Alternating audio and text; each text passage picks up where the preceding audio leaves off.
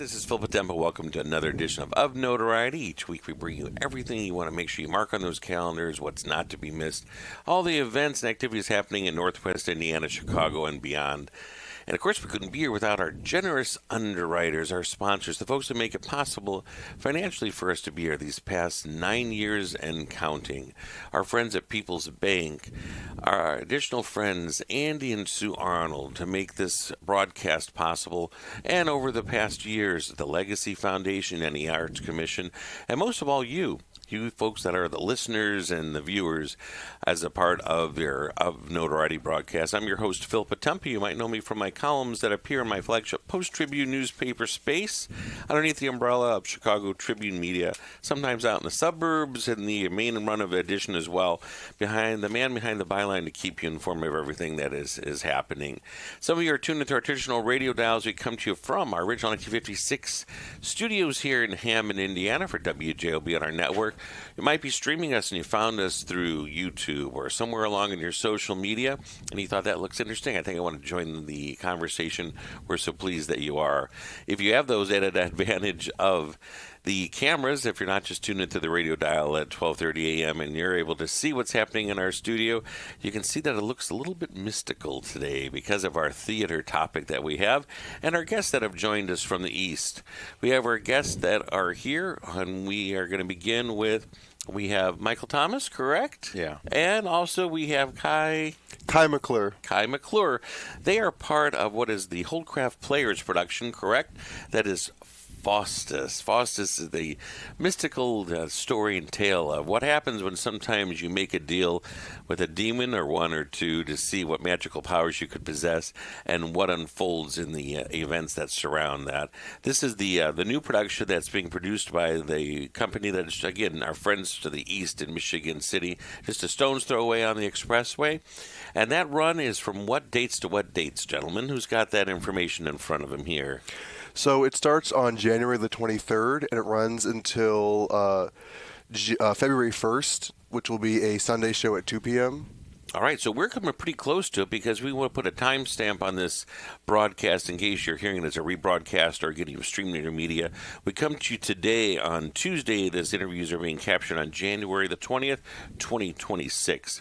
And again, Faustus is a very famous, well-known piece, and it has to do with a bit of mysticism. But I want to have somebody else first explain a little bit about that, and then we'll get the information out there about how you can get your tickets. So give us each of your capacities in this production, starting with Michael.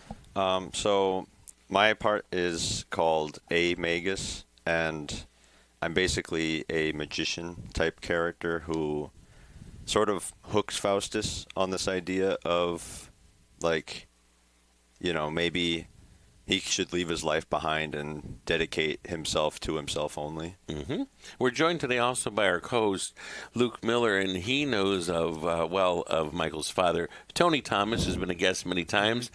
Luke, don't you agree that if Michael's dad was here, he would say, "What are you doing wearing that jacket?" because of his T-shirt, which has all the information right there. Yeah. I won't ask you to stand up because the planet's got you a little blocked there, but it has all the branding on there as well. So that's like a walking billboard. We love that. Your dad will be pleased that you've got that on today. I also wore it just because the flame would make it warm. Exactly. Yeah, that might be a nod to our producer about our studio temperatures. But I often said David Letterman in the Ed Sullivan Theater, he keeps it at a very, very chilly. I think it's just a little bit above 58 or so all the time because he wants it to be colder, or at least he did during his broadcast days. So great minds made me think alike in that degree. Kai, what about your capacity with this production? I play friend whose name is Fabian in the show. I am Faust's best friend. Every Friday I will come to his house and bring him the journal or like the newspaper of the week, and we get into friendly debates and philosophical debates and just kind of bouncing ideas off of each other. And throughout the show, I come in and it's his son's birthday party, and I come in and I'm kind of helping run the party, talking with Faustus, and then throughout the show I'm trying to talk some sense into him as he's getting more and more attached to the Magus, and with the idea of being a cult, basically. Almost. The Magus is he mentions he's the counterfeit of the devil. So it's not really a cult, but just so obsessed with himself and trying to get ultimate power through his own work. Not cult. The occult. Oh, the occult, like yes. all the things we have on our table. If you're tuned in, you might see a crystal ball, you might see a sphere, you might see not quite a Ouija board, but at least it's a tabletop telling of the spirits long before Parker Brothers created the Ouija board here in a candle. And the banana. And that's just to get people guessing. The banana and... Oh, it's squeaky frog here as well. It's amazing. But I've seen various variations Lyric Opera has done. So this is, again, kind of its own spin, or is it true to the telling of the original ancient tale? There are definitely differences that are obvious to those who have seen the original. Like, there are less characters. There are only 5 in this version. And the story itself is probably just the same, just because of how timeless the story is of the Faustian bargain. There are, again, because of the small character amount, there are a lot of differences. Like, part of it is kind of up in the air on whether or not all this is really happening because of the devil. Whereas in the originals, it was like you definitely had devil characters. This one is more of like it starts out a bit sort of like, oh, this is kind of just joke, tongue-in-cheek type. But then it's like it ramps up in Act 2, and by the end, it still leaves you guessing on a few things. Luke, go ahead and take over for a question. Yeah, how familiar were you two with the original story before researching this, and then how was it getting to know more and more about the story and then adapting it to a new version? I had heard the name Faustus and knew it was written by Christopher Marlowe back in the day, and I knew that this version was written by David Mamet, who obviously wrote a variety of well-known plays today, and it's been one of my dreams to do a David Mamet show, and so I hadn't read the story. I'd heard of Faustus before. So then, during the reading the script for the first time, it's, the script is a beast to kind of wrangle in, but getting into the story, and our wonderful director Joel, he has been sitting down doing table reads with us, helping us understand the story better. He's got a really, really deep and unique insight into the story. And so he's been helping a lot, and it's really easy to get the story down and really relate to the characters when he's helping us through that. Yeah, that was what Joel definitely made an effort to say to us, was that in essence the show needs to be relatable because, like you said, the script is a beast, and let's just say the language is definitely not of the modern variety. I was going to say that too. How difficult is it trying to adapt a script that's from 1592 into 2026? David Mamet definitely didn't make it easy. Yeah. But one of the good things about the script being so not wordy, but just kind of not in a normal tongue, is that you have to focus so hard on the lines, which really helps get into the character more. It is definitely the most in-depth I've gone with a character kind of study work before. And especially with how, like, there are times where there'd be a word that we would miss. And it's not the effort of just saying, like, oh, what's the word, but thinking to the character, like, oh, okay, so what's my motivation with this line? So how do I get there? And you have been in at least table reads rehearsals for how long now? If we're in the middle right now of January, look, actually on the other side of it, January the 20th. Before the holidays or since beginning of the year? Before the holidays. Thanksgiving, around Thanksgiving time. Yeah. To our producer, Adriana, I have an old school panel that we can hold up. Which would be the easiest? Is it Luke to hold this up and you're going to zoom in on it? Luke, do you want to do that? And then we're going to give our quick commercial. If Tony Panic were doing his thing off camera, he would be doing a bit where he would have the lights flickering right now to fool us, but nope. Good luck He's finding the light asleep at switch. the switch. There, she's gotten it. Perfect. And then go into your commercial, gentlemen. We're talking about what play? We're talking about Faustus at the Holdcraft Players. If you're interested in buying tickets, you can go to www.yptcinc.com/tickets. It runs from January 23rd to February 1st. Friday, Saturday shows at 7 p.m. and the Sunday shows at 2 p.m. Very good. And this is just a stone's throw. 94 Ghetto Friday on 421/Franklin. It's really one of the old high schools, isn't it? Yeah. Which high school? The old Elston one. So Michigan City Elston, that was a name I remember from high school regionals and basketball games in the 1980s. Now it's been transformed. Holdcraft now is the Holdcraft Players. It's actually more of an arts center, correct? Where there's a space theater with how many seats, gentlemen? Probably around Less than 100 or more? So the building itself can hold almost about 800 people. Really? But the one that we're using, we're putting it on the stage, so probably about 80 people. It So turns it into will like a be black intimate. box. Yeah, it's like a black box kind of thing. Yeah, there are a lot of times where we are like right up there with the audience. So I know I brought all of this decor here to kind of make it look mysterious. Can you tell us of any fun props or anything that, well, you kind of hit the mark because in the play they do reference this, or there is this, or there's that, or no, there's none of that, Falderoy. Why did you bring all that in? I do a bit of magic in Act 1. Really? It's a process. It's Yeah. a process. Is there any type of dry ice smoke or We- theatrical haze? We almost had flash paper. Yeah. But I was kind of nervous with all the costumes that we had. Yeah, just trying to avoid the Yeah. potential No, that's dangers true. and trying to Yeah. curse ourselves. Yeah, but something could be flammable. We don't That want might any be, real yeah. hellfire in this. Yeah, this is. I was mentioning to Luke when I was driving in here, again, the story of Faust is ages old. It's been kind of adapted many times, including Superman himself had an arch enemy, Felix Faustus, who was in prison and was sending away for these different magical books of the black arts, and was able to summon a portal with, in this case, 3 demons who he was able to release, and in the bargain that they would do his bidding for him, and he could have this powerful black magic. Of course, if you're a fan of DC Comics and you know the Superman legacy, Superman is powerless despite all of his power when it comes to the magical arts. That's something that he cannot handle, and so this is a fearsome foe in the DC universe.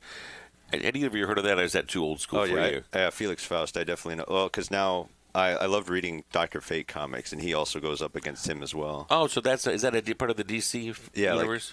I think Felix Faust definitely evolved from a Superman villain to more of like a Justice League type villain, or at least a Justice League dark villain. Okay. All right. So it's nice. The legacy continues and lives on. This is a cast of how many did you say has been adapted for? This is 5 people. Yes. 5 people. And again, that run is starting this weekend already. Friday's opening night. Are you ready or no? This will take a bit of magic just to get everything ready to go. Folks know their lines. Everybody knows they're blocking. Or no, you're in a pretty good place right now. We're in a pretty good place. There's some polishing that needs to be done, as in every show. Yeah, everybody definitely knows their lines. Absolutely. Did you want to give a shout out to your director here? Yes, Joel Thompson has been wonderful throughout the entire production of this. It would be so easy to lose the words and kind of get lost in the script and not really. There's a lot of like big words in here, and it's really easy to just fall into like, oh, I've said big words. I sound smart now. But Joel Thompson has been great with helping us really mean the lines, and almost like Shakespeare, where you're not just saying the words, you're conveying what the words mean, and it makes it more readable to an audience. Especially with character too. Like he basically he first let us decide what our characters would do, like how we would say these lines, and he would give us these spaces on stage where it's like the blocking that he decides. He's like, you go here, but in that area you can do whatever you feel your character would do.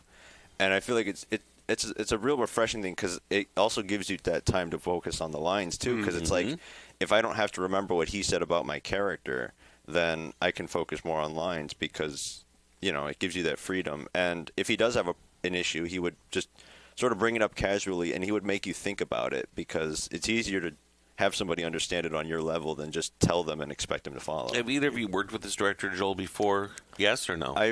I've seen him and stuff. Yes or no? I have not. No, this is my first time. Luke, have you? That's a no. Luke has not. What about you? I have not ever crossed paths with him. A lot of times, your dad, Tony Thomas, is the one that's heading the production. Is your dad on the play selection committee? Is he helping pick the programming for Holdcraft? No, he actually just pitched one to them a few weeks ago. Because he jumps around. He can be found also at LaPorte Little Theater, Footlight Play, or some of these other spaces. We definitely jump around, yeah. Like LaPorte Little Theater, 4th Street Theater in Chesterton, Chicago Street in Valpo. Recently I did one at Beatnik, so we're spreading out to Hammond. Which is it's so great that we have such a theater, tight-knit community throughout Northwest Indiana. You've heard all these overlapping names all of them make the newspaper columns I do with the Post-Tribune. We get those listings out there. And it's up to you. If you want to have a voice or a platform to be a part of this show, again, with the sponsorship and the underwriting is for that purpose, to get the word out. We know there's not going to be a whole lot of money there. I say it over and over. The price of a ticket that you pay for any of these performances, and it can even be a performance for what we do at Theater at the Center or the Center for Visual Performing Arts, that covers a mere fraction when you start to think of what it takes to keep the lights on, air conditioning, all the heating and cooling and things of that nature. Correct, Luke? No, exactly, precisely. But I want to jump on a point real quick before we go, that this performance has historically had such profound impact on audiences. Going off Wikipedia here, that in the late 1500s and early 1600s, there were several accounts of the audiences actually believing they were seeing real devils And spirits on stage? on I sure stage, hope that happens during ours. and causing great dread and disturbances. Beware. So much so that the lead actor of The Admiral's Men, which was one of the leading theater companies in the late 1500s, created a college devoted to charity after seeing devils on stage. Just as a way to counteract the bad that's out there with the good, so there would be balance in the universe. That being said, I've often pointed out to Luke, backstage at our own Theater at the Center for Visual and Performing Arts in Munster, we have on perpetually, most of the time as it should be, a ghost light, a bulb in a cage on a stand.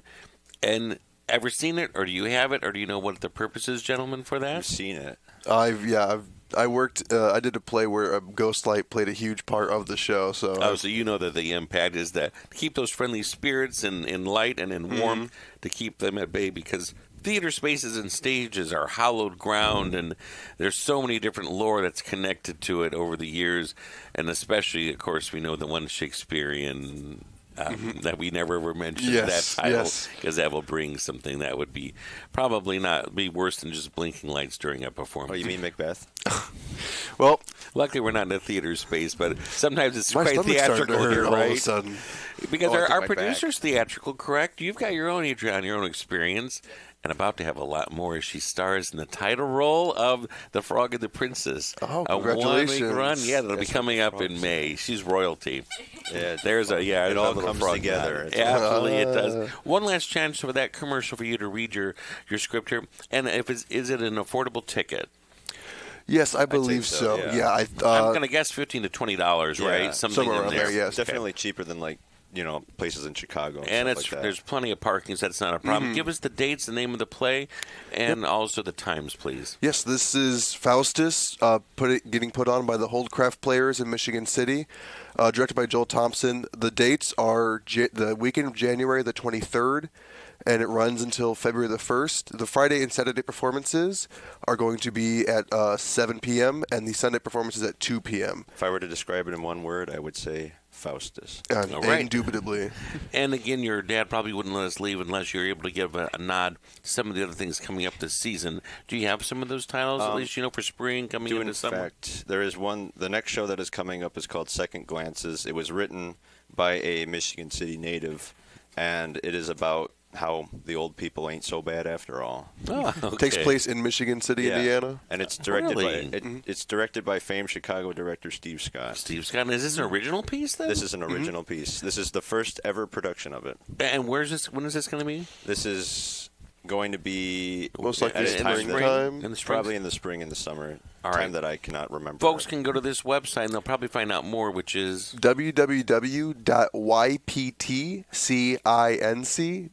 www.yptcinc.com/tickets. Now, is that just for the ticket purchasing? And Holdcraft itself has got to have an easier website than all of that, right? Well, it's just yptcinc.com. What is it? It's a Young People's Theater Company. Company Incorporated, which is under the umbrella of that entity in that play Yes. space that is the Holdcraft Theater. Very good, gentlemen. We look forward to seeing this around the corner. And so, Luke, to do our due diligence, what have we got coming up this weekend at Theater at the Center for Visual and Performing Arts? Depending on when you're tuning in, if this is a rebroadcast, again, the timestamp that you're hearing this is on January the 20th on a Tuesday here. Coming up, Luke, what have you got? So on Saturday we have that's January the 24th at 7:30. We have our ZZ Top tribute. That's going to be a ton of fun. They're the best, highly regarded ZZ Top in the country. We've got tickets available 219-836-3255, or you can go online at theateratthecenter.com. And folks, if you are able to tune in and you have the advantage of the cameras in the studio, Adriana, Luke has been working for the last 4 weeks growing his long ZZ Top beard. Can you see how much has come in so far? Might have to add a Santa Claus beard to that as well. Just put some sunglasses on him. You can't tell the difference. And the sunglasses. Can anybody in the room name a ZZ Top song? Sharp Free Dressed Bird. Man. Good. Wow, that was quick too. Very good. That's again. They've been around, and I believe there'll be something that's coming up in the Times. They themselves, as an entity, kind of reinvented themselves. And if it wasn't for this particular music channel that was introduced in the 1980s, they would never have gotten to their stardom because of their videos. What's the name of that music channel? What is MTV? What is MTV? Yeah, that was what really brought them claim to fame, even though they were midway into their career in 1983. And the reason that this tribute band is called, what's their name? Eliminator. That's It's one of because their of most what? famed albums. That's correct. Very good. Well done. I think we've all learned something today. I'm your host, Phil Potempa. So glad to be a part of our conversation or discussion. We thank all the producers, everybody that's been a part of our conversation. Make sure you get your tickets right away for this upcoming production by Holdcraft Players. Theater at the Center, all those tickets available. We've just released on our website all the programming in the spring that'll get you all the way up until May of Mother's Day and a little bit beyond as well. So plan your ticket opportunities, www.theater, R-E in there, theateratthecenter.com. Take a look, do your homework, see what's coming up next. We'll be looking forward to seeing you in a theater seat soon. Thank you, gentlemen. Thank you, co-host Luke Miller. Thank you off the camera to our friends, our producer Adriana, Tony Panic, also for stepping in and helping out, get everything ready for today's show. We wish you the best of wherever your day, evening, afternoon, morning may take you.